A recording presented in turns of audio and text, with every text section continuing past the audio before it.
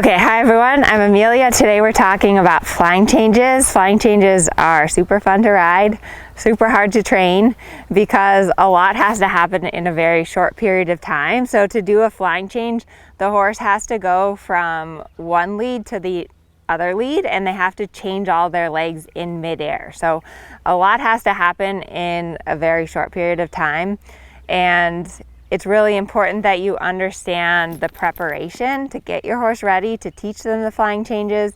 It's really important that your horse understands clearly your canter aid. So your canter aid, whether it's from the trot or from the walk, that's really clear both to the rider and to the horse.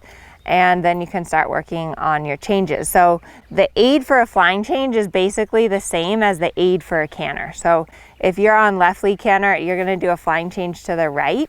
The aid is what you would do to ask for a right lead canter. So don't make it too complicated. I'm going to show you a little bit how I do changes on Uma today. Check out the link below. I have a ton of videos about how to prepare for the flying changes and then how to introduce the flying changes if your horse is new to them. So let's get started today. So it's always important, before you work on the flying changes, to always work on the basics. So the quality of your flying change really depends on the quality of your canter. And with this horse, she tends to want to get a little bit on the forehand. She wants to go a little bit up with her croup in the canter. And so then of course that transfers over to the flying change. So a really good exercise before you start doing your flying changes to work on the balance and the quality of the canter is to work your canter walk canter transitions. Because again, basically a flying change is just a transition from walk to canter, except for you don't do any walk. So what I work on with her in these, especially the walk to canter transitions, I want a really crisp, clear first step. Like I want her to go right from walk into that jumping canter. I also am really focused with her on the balance so that she stays up in these transitions. Good girl. So the way that I keep her up in the transitions is a lot thinking about my seat. So in the downward transition that I'm sitting, a little shoulder in. So I put her in just a little shoulder in to help keep her up and not dive down in front. And then for the upward transition, I just make sure that her pull is up before I ask for the canter.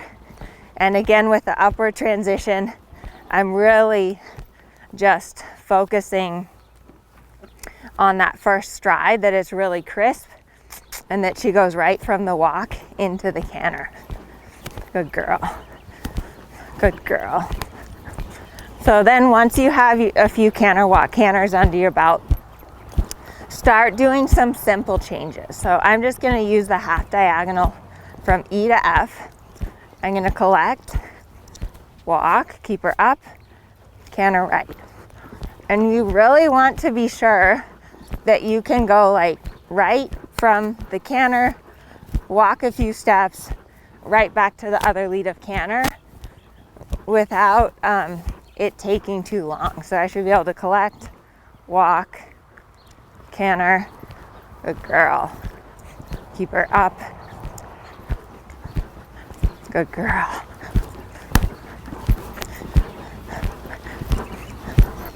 good girl. So that I'm really starting to feel like, okay, I'm setting her up for the right lead as I go to the walk, so that I can quickly pick up right lead canter. So it's like I'm almost starting to think about setting her up for a flying change, but then instead of doing the flying change, I just quickly walk and then right to canter, because flying changes are all about the preparation. So the better prepared your horse is. So I'm almost thinking change, now walk and canter. Good girl. And you can see how she's starting to think, she's starting to kind of know a little bit what's going to happen and getting herself ready. So then to do the flying change is just the same aid as the simple change, only I'm not going to walk.